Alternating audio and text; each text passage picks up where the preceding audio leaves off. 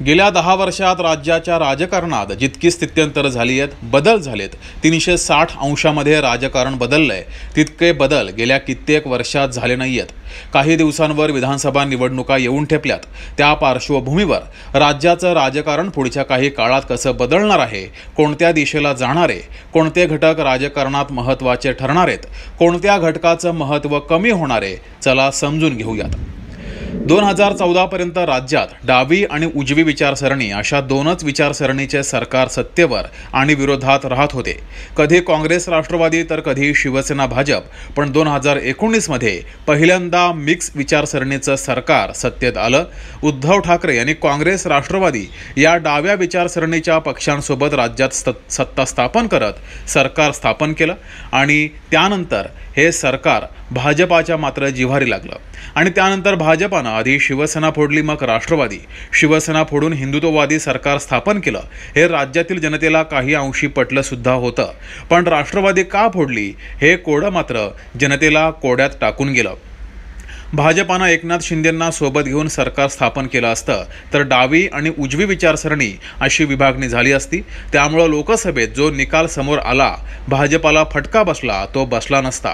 पण आता चित्र वेगळं आहे। जनतेला स्पष्टपणे कळलंय, कुठलीही विचारसरणी नाही, फक्त स्वार्थासाठी राजकारण केलं जातंय। विचारसरणी हे फक्त जनतेला येडं बनवण्याचा धंदा आहे।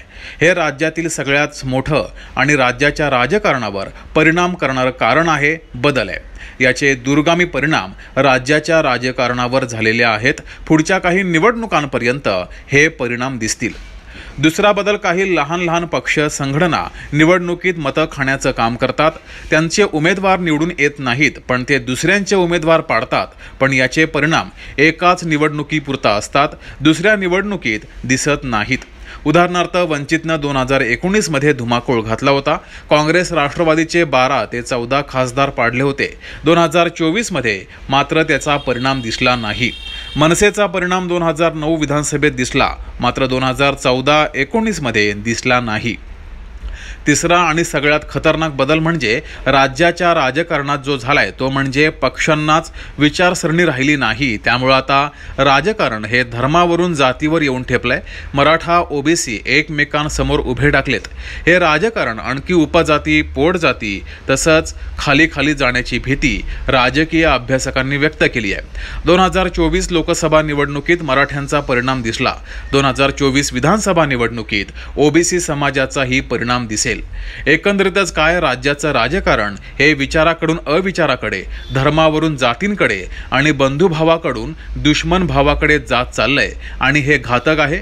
पण स्थित्यंतर बदल हा निसर्गाचा नियम आहे, स्वीकारावा तर लागेच। तुम्हाला काय वाटतंय, हा बदल योग्य आहे की अयोग्य? कॉमेंट बॉक्समध्ये नक्की कळवा आणि बघत राहा डी द डिस्कवर।